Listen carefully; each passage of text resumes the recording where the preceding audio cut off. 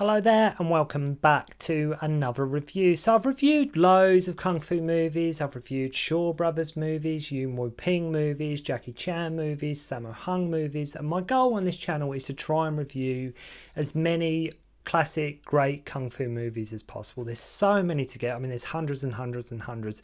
But today what I thought I would do is to start taking a look at some Billy Chong movies. Now, I absolutely loved Billy Chong. I think he's so overdue, like a Billy Chong collection or a Billy Chong Blu-ray box set or whatever it may be. I absolutely loved him growing up, and he was sort of like a lesser known Jackie Chan. He had the looks, he was a great Kung Fu performer, and when I think back to the 90s when I was watching like sort of them Eastern hero releases on VHS, I always think of Billy Chong, as I had such fond memories of watching his movies. I mean, there are some classics that he made, his filmography is not large, a bit like John Liu. His filmography is not like super massive, but his impact and sort of the movies he made are sort of no less entertaining because of that. Some of the classics he made, from sort of Sun Dragon to my personal favourite Kung Fu Zombie, but today I'm going to be looking at Crystal Fist. I was thinking about it, I will get round to Kung Fu Zombie as soon as I can, because it's an amazing movie. If you love spooky encounters of spooky kind with Sammo, go and check out Kung Fu Zombie, because it is absolutely bonkers. It's absolutely an insane Kung Fu movie, but it's so much fun. It's funny, it's stupid, it's silly, there's great choreography in it, and it's a great Billy Chong movie. But today, the film in question that we're going to be looking at is The Crystal Fist, which of course is a complete Drunken Master rip-off basically, but because of three things it works really well, and I'm going to tell you what them three things are. One, you have some of the Yun clan and Corey Yun here handling like the fight choreography. Two, you have Yuen Siu-tien reprising his teacher Sifu role from Drunken Master in The Snake and the Eagle's Shadow, Simon Yun as he's also known. And also three, you have a great performance from Billy Chong. And as Drunken Master imitators and knockoffs go, this one ranks very highly. If you remember, like when I'd done the Joseph Kyo box set, World of Drunken Master is actually quite a good one as well. World of Drunken Master is actually better than it has any right to be. This film, talking of Snake and Eagle Shadow and Drunken Master, it's probably, I say it's like a Drunken Master ripoff, it's probably leaning actually more towards Snake and the Eagle Shadow.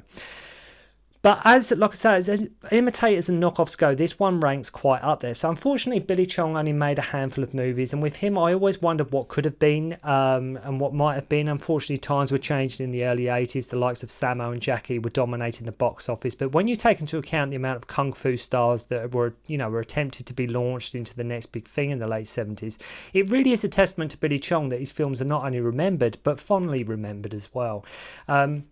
So I think he went on. Didn't he go into television or something? Didn't I read that he went into TV or like into TV dramas or something like that? I could be totally mistaken.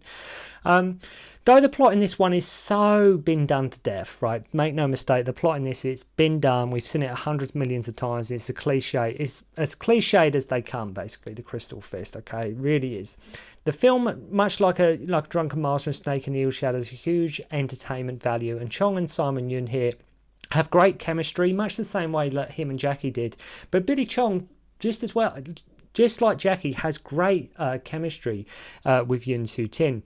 You get the comedy, you get the training scenes, you get the fights, and whilst not perfect in terms of sort of Drunken Master knockoffs, this is definitely one of the better ones, as I say. I mean, as we all know, you've probably seen throughout various of my Kung Fu movie reviews, Drunken Master is often referenced. I mean, I don't just, you know me, I don't just stick at Jackie Chan's, but Drunken Master, you cannot underestimate how important that movie is and how amazing that movie is. So like I mentioned, there was loads of clones, there was loads of knockoffs, but Crystal Fist, and like Billy Chong, he was sort of marketed, I believe, as sort of another or the next Jackie Chan or something along those lines.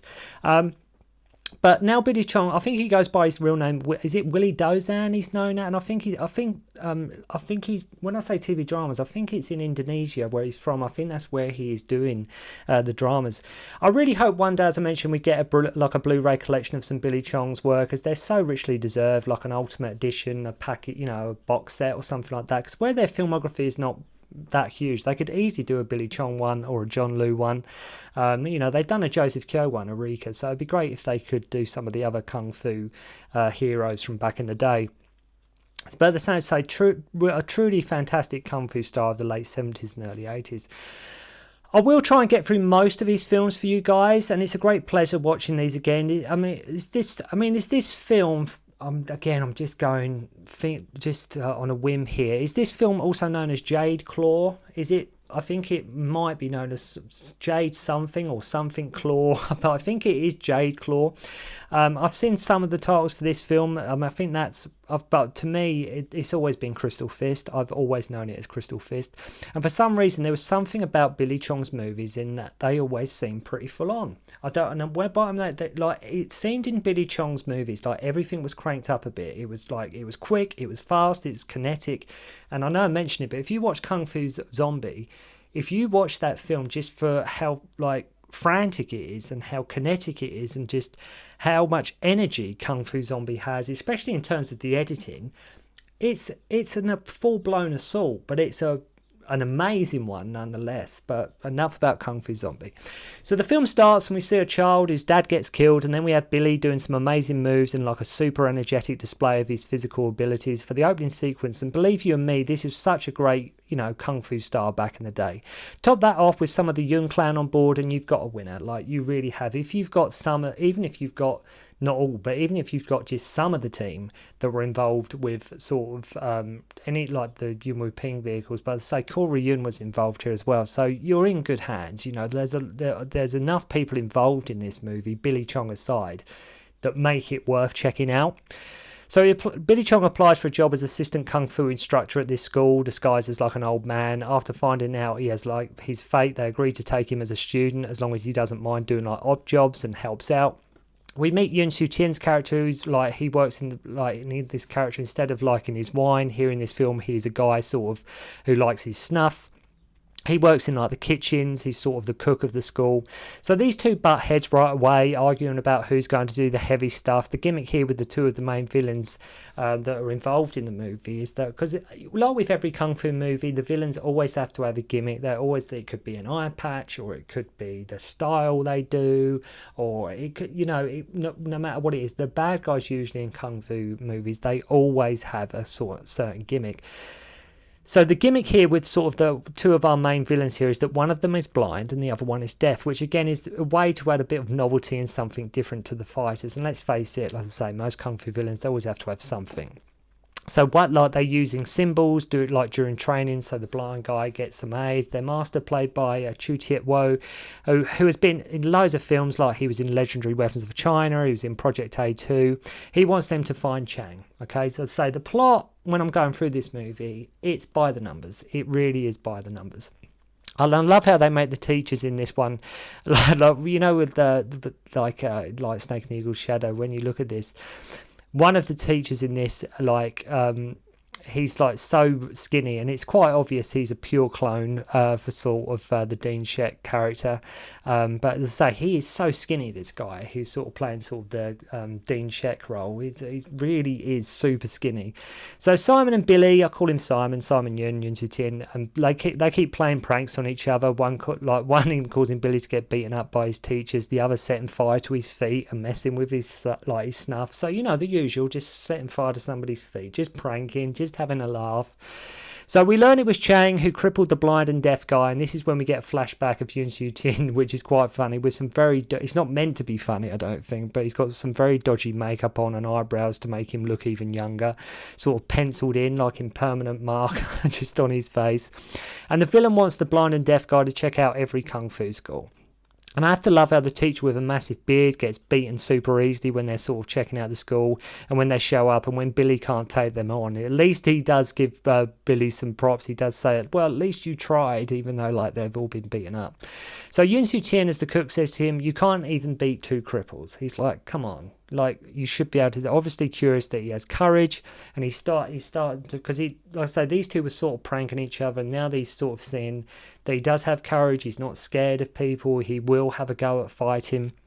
and he starts to like welcome to the idea of maybe I might be able to help this kid, and starts showing off his like skills and his reflexes with plates and bowls, even get the rice bowl on the head, much like in Snake and the Eagle's Shadow, only this time instead of like just one, he sort of like stacks them up. And I love how his solution is like, well, you make the blind one deaf and you make the deaf one blind. He's like, that's a quote. There was a friend that I used to know, was a bit older than me at the time, but he loved this movie, and he was that was always like his favourite quote from it for some reason. I just always remember that quote from this movie. So Billy goes to leave the school after thinking like everyone is a coward, and spots the cook training with like pails of water, and for some reason on his close-up his tash is more on the darker side again. Like if you watch this movie, like when I said like they have a flashback and Yuen Siu-tien's got like a penciled in sort of eyebrows and mustache to make him look even younger. What's really weird is like when he's doing this training and they do some of these close-up, he's still got some of the stuff on, it seems. Could be my imagination, but I'm pretty sure he has.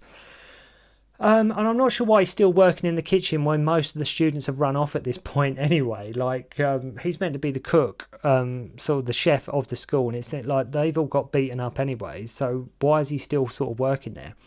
So now he wants, Billy Chong wants him as his teacher, and to make him agree, he just simply traps him in a container in the kitchen. Like, he actually forces him to take me, like, you're going to take me as your student, and he just locks him in this container. So again, I mentioned like with Drunken Master, we get training here, which is great because, as you know, if you remember, like sort of my 36th Chamber movie, anything like that, I love training movies. Sometimes I don't need an end fight. I don't even need a setup. Sometimes I don't even need a premise. Just give me some training for an hour and a half, and I'm quite happy to Knockabout. Especially, I could have watched Sammo Hung and Yuen Biao training for hours. I could have watched the training in Knockabout for so long, and I'm so pleased this movie has training. I'm always bummed out in a kung fu movie when they sort of skip the training, or they get to the training and it's nothing sort of groundbreaking, or they don't go any further into it than they need to. Crystal Fish, you do get a fair amount, like carrying water at first. I say, think along the lines of 36 Chamber vibes here. And what's great about this movie is you really get your mileage out of Yuen Siu-tien in this. Like, he has quite a number of scenes in this movie, Simon Yuen. Billy Chong buys him a new snuff bottle, and we get some very similar Drunken Master style vibe training sequences with Billy really showing off his strength and his physical ability here. So, as with most kung fu movies or films from back in the day at that time, we have to have the typical foreigner causing trouble, saying Chinese kung fu is rubbish. That's what always happens. Enter the Fat Dragon, if you remember my review for that, it was a French guy, and here in this movie it's a Russian guy and he's sort of a guest of the magistrates at this dinner. Billy of course beats him up, and the baddie like sees him using his new technique and confronts him as he wants to know who his teacher is. Billy manages to escape and hides in sort of a rundown house where the deaf and blind guy come out of nowhere and compromise him. And have to love to make him a super bad villain, they give him like this smoke effect behind him at one point, like when he's sort of cornered Billy Chong, and like I say, the smoke machine comes out just to prove how menacing he is. Quite sadistic what they do to Billy, like burning his hand in fire, and they go on to humiliate him. And with the music, it's really quite a brutal scene, which until now has been fairly sort of a light-hearted movie. They just run off laughing, knowing he is one that sort of can lead him to Chang. They identify that Billy Chong's the one who can lead him to Chang, so they sort of let him go. For a good measure, they also break the jade that he got from his father. So Yuen Siu-tien, after seeing the jade, realises that Billy Chong, he is the son of Chen Quan, and proceeds to teach him the eagle claw style. And watch Billy Chong's bow staff work in these training scenes. Absolutely amazing, to the point that his bow staff work, probably my favourite of all the kung fu weapons is the simple bow staff. But his bow staff work in this movie is so good, it's almost to the point it's perfect. Like, his bow staff, if you watch this movie, and you really should, check out when Billy's using the bow, because like I say, his technique is almost too good. And I love when he smashes the plates the wrong way, and teacher shows him how to do it. And now, so he shows him how to like smash these plates and bowls properly with the bow. And suddenly the plates and bowls are all fixed and mended again. Like, there's fresh bowls on fresh plates there, all intact and not smashed. I mean, how did that happen? Then we have there's this guy that brings his dog into a restaurant and starts trashing the joint for no reason other than sort of he's an arse, basically. It's just a pain in the arse. Billy, of course, teaches him a lesson, and there's really funny scene. I love that he actually uses the guy to sort of sweep the mess up. Like, he's actually using the dude in question to sort of sweep the mess up. We have a great fight here involving chairs and tables, as you would come to expect. Teacher tells him about the Shadow Eagle's claw technique. See, Shadow Eagle, you know, see where they're going with this. So he tells him about the Shadow Eagle's claw technique, or Shadow Fist, and our villain, Master Yen, beat his father, Billy Chong's father, with the Phoenix Eye Fist. The film soundtrack, when it gets going in certain places, is actually quite funky, and it does add to the movie as well. When a movie, I mean, a lot of the kung fu movies from back in the day, they did borrow their soundtracks from either Western releases or Italian movies, whatever it may be. But when a lot of the time it was borrowed, especially like a lot of the Shaw Brothers was borrowed as well. But in this movie in particular, it's actually quite funky, the soundtrack. And what is funny, after all this and teaching him all he can, right, the teacher just leaves as he wants to be on his own again. Like I say, they were just staying as cooks. I've no idea. It's like, you know, he was a cook. The school sort of got taken over, and like I mentioned, there's no reason for him to stay there at all. But we have to understand, up to this point, maybe he was still cooking for maybe him and Billy. I don't know. So yeah, he leaves. Yuen Siu-tien leaves because he wants to be on his own again. He sort of wants to wander the earth. So I'd say while they were still at school, I've no idea. When Billy Chong's character then has to take on the blind and deaf guy in a real fast, ferocious encounter. And just like his teacher says, he ends up making the blind one deaf and the deaf one blind. Yen sets fire to his teacher's hut. That's the villain, in case you've forgotten. I'm not sure why, but Billy sort of fights him anyway. They for the most part of the climatic battle is like the hut and the fire. Like, he sets fire to this hut. And he's, for whatever reason, and you think, oh, this is going to be a really big, intense final fight. Like, there's going to be like flames, there's going to be fire, and it's going to, it's going to really add like a real visual effect to the movie. But when they're fighting, for the most part of the climatic battle, it's like the hut and the fire isn't there at all. Like, it's all but disappeared when they go to fight. You think they would have used the flaming hut as sort of the backdrop a bit more. I guess I can only assume that it didn't work out for whatever reason, the way they wanted it to. With the end fight, we had like swords versus bow stuff here, and it's a great end fight. As I say, it's just a shame that the plot with Crystal Fist, watching it again recently, watched it loads back in the day, but it's such a shame with Crystal Fist that the plot is by and large really by the numbers, and it, like I mentioned, it does borrow a hell of a lot. If you've got Yuen Siu-tien as the teacher, as the master Sifu role, of course it's going to be compared to Drunken Master. Of course it's going to be compared to Snake and the Eagle Shadow. That's a given. But that is the only shout. And the end fight, although great, when like Billy Chong always seems to have the upper hand and can beat him easy, but it's still a fast encounter and great Billy Chong action. And I love how some shots you can see it is like sort of the afternoon too, like time it's taken like to getting on as they've been shooting the fight scene. Have you ever noticed that as well in some kung fu fight scenes where they're fighting? It's obviously like middle of the day or early morning, and then like as the fight goes on, you can obviously tell it's switched to the afternoon because they've obviously been shooting it all day. So he goes to use his double Phoenix Eye, which he must counter with Eagle Shadow Claw. Overall, we get about 3 shots of them fighting in front of this burning hut. And unfortunately, as with most Kung Fu movies, it just ends abruptly right there. But I cannot rate Billy Chong highly enough. If you've never checked out any Billy Chong movies, Crystal Fist might be a good way to start, especially if you're familiar with the Snake and the Eagle Shadows and the Drunken Master. But please go check it out if you are itching for, like I say, more Snake and Eagle Shadow vibes.